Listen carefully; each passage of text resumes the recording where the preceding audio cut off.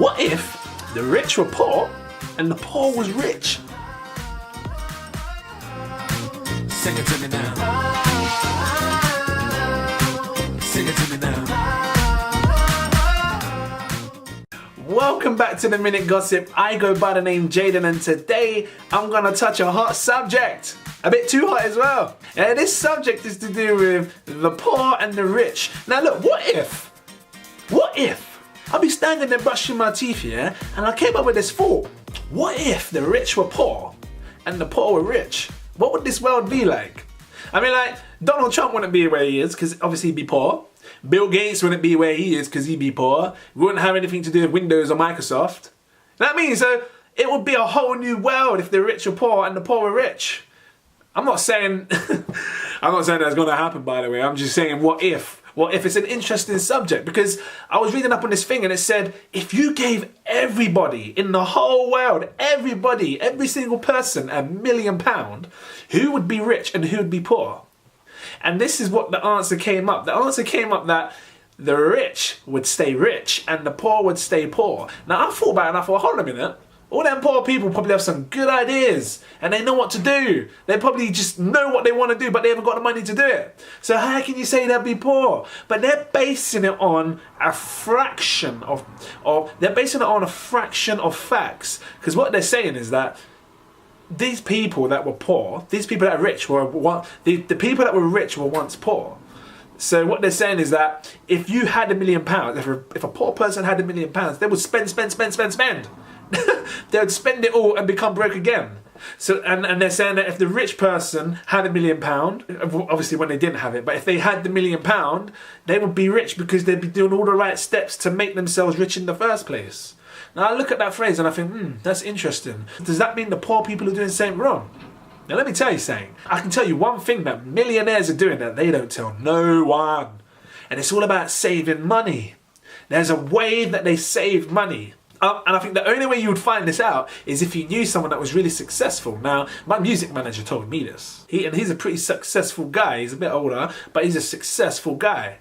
And when I listen to the things that he's done and he's taught me to do, it makes perfect sense. So, and obviously he's in the line of range of all these other millionaires that have got bloody franchises, restaurants, and all those other things open and running and going clean. So I have to listen to what he's saying because obviously they know what they're doing. And this is what they said, right? They said, every time you make money, now let's say you're in a job and you're making £1,000 a month, just an example, yeah? Let's say you're making £1,000 a month, right? They say, take that £1,000 and split it 3 ways. So you spend £1, you save £1, and you put £1 for tax. Now the reason you do this is because eventually, somewhere down the line, the tax man's gonna come and gonna take tax off your bumper. Right? Whether you own a house and they take tax off your house, or if you own a car and take tax off your car, listen, we pay council tax. That's the same thing. Any kind of tax you're going to have to pay. Right? So they always say save £1 for tax. Now let's say this £1,000 you put 300 there, 300 there, 300 there, or £333 there, £333 there, £333 there, yeah? And your tax only comes to £100, you still got £233 sitting in your tax. So you can actually, in theory, spend that if you want, or save it for your next tax. And that's how the rich are staying rich, because they're balancing their money properly. You don't even break into your savings, unless you really have to, and you can spend the £300. It's hard when you start off because obviously when you start off it's not easy to save that kind of money because you've got bills to pay, you've got to pay your rent and all that kind of thing there. But that's understandable. But if you can get yourself into this routine now, then I promise you, by the end of a few years, you will put yourself in a position where you always have money. And you'll always be able to pay for anything and spend what you want. I mean, it works good if you've got a good a higher end job where you're making like £2,000 a month. Because that's easy, man. Come on. That's easy money. That's like spending 630 quid here, saving 630 and 630 for tax. Something like that anyway, you know what I mean? But look, even if you have the smallest of jobs, and you're not, because there's some people that live at home with their mums, and they're not paying no rent, they ain't paying no tax. Whatever it is, they ain't paying none of that, they get it free. So you have the opportunity to make money and save. If you're going to do that, stay at your mum's yard and do that, that's cool, but try and save some money the right way. Because some people do this. Some people say, "Oh, I'm gonna put half in my bank, yeah, and then I'm gonna spend half." But hold on a minute. That's not that can work for some people. I'm not saying it don't work, but you're still left in that position where you start spending you go into your savings. So once you spend your money, you have to break into your savings. You're like, oh, I'm going to go into my savings. Yeah, I've got a tax bill that came in after going to my savings. Yeah, council tax. You know what I mean? So this is why it's good to do it 3 ways. You don't have to call it tax, but I call it tax because we get taxed on everything. And all the millionaires are calling it tax because they get taxed on everything. Them millionaires, they got companies and all them kind of thing, they all get taxed. So they save a third quarter of their money. A third quarter? 3/4? They save 1/3. I'm not with it today. They save 1/3 of their money as tax. Now, if you do find it hard to save money, there's other things you can do that can help you save along the way. You can get yourself everybody's got socks. Just go and bust out 3 pairs of socks. Red sock, black sock, white sock. Done. And you can put the white sock for spending. Just stuff some money in there. Count whatever you want. Make sure you mark it as well, because I always mark my money. I mark anything that I get down. You put some money in your sock. Yeah, you put you're spending money in your white sock. You put your saving money in your black sock, and you put tax in your red sock. And you just put them socks back in the sock drawer. You forget about them until you start to wear them and you feel all kind of money in there. That's a good way to save, because it's not directly in your face and it's not in a piggy bank where you're walking past the piggy bank all the time like, I wonder how much is in there now. And then you want to start checking, and next thing you know, you've taken all the money out. When you have a good amount of money and you can afford people like accountants and stuff, they'll probably tell you this stuff anyway, like give you advice on how to save. But I'm just telling you from the experience that I know and the things that I'm doing, which is why I have money. I write down everything that I spend and what goes in and what comes out. So if I sell myself something and I sell it for £5, I write that down. Trust me, I've got my Excel spreadsheet, man, that's up ready to go. I write everything down so that way you know how much you're making and how much you're spending. Because if you're spending more than what you're making, you've got a problem, man. Trust me, like people's phone bills come out as £20, then you got this bill coming out as £13, and then you got your gym coming out as £40. Sometimes people don't realise how much they're spending, and they're spending and spending, and they don't realise how much they're saving, and you know what I mean? So that's why I like to keep an idea of what I've got and what I'm spending and what I'm taking out. And you should do the same thing. Spreadsheet is not hard to use.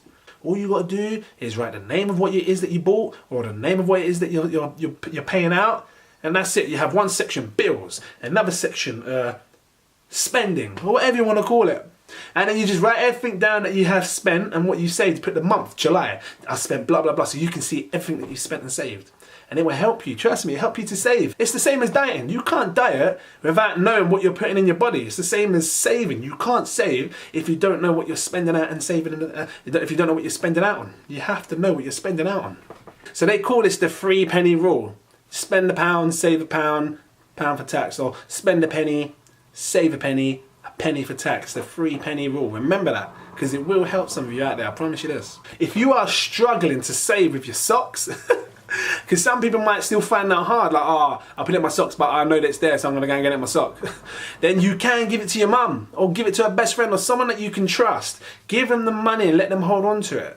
And obviously that's going to be harder for you to spend then and there, because when you're out and you're around the corner, you're like, let me just quickly run back and grab that out of my sock. You can't do that if your mum's got your money, because she lives a bit further away, unless she lives next door to you, unless you live with your mum. But then you can be strict with her. You can say, look, mum, strict rules. Don't let me touch this for anything. Even if I beg you, don't give me my money. Make sure I save it to the end of the month. You know what I mean? Just give her strict rules. You know what else I do? Sometimes I put money in my coat pockets and I forget they're there. Trust me. I'll be walking out here, raining today. Let me go and get my coat on, bust on my train. Oh, what's this? What's this? All kind of money, trust me. You forget that you left money in all kind of your pockets and clothes, trust me, in all kind. So that's another good thing to do, because then when you find it, you're like, oh, you feel like it's your birthday. So yeah, like this was sort of like a quick gossip on a mixture of things, like how to make money, save money, but what it actually would be like if we were rich and poor. Because obviously there's a reason why people are the way they are, is because they set themselves up for great opportunities. Or meaning the successful people, they set themselves up for opportunities. And if you set yourself up an opportunity now, you don't know where it could go. It could grow into something great. So always set yourself up for opportunity. And maybe you won't be one of them poor people hoping to go rich. You'll be one of them rich people staying rich. Looking at the poor people saying, no opportunity for you. So yeah, if you like this little gossip thing, make sure you smash the like button. Let me know what you think about it. Drop your comments down below because I'm interested to see what you guys think about if the rich were rich, if the rich were poor and the poor were rich. Because obviously this world would be different. And if you have any helpful tips on how people can save their money to help them grow rich, help me grow rich, drop it down. Let us know. I'm busting it there. Click that subscribe bomba button. And stay up to date. Click my notification bell wherever it is. I think it's in the corner somewhere. Click it so you don't miss nothing. Cheers. Sing it to me now. Sing it to me now.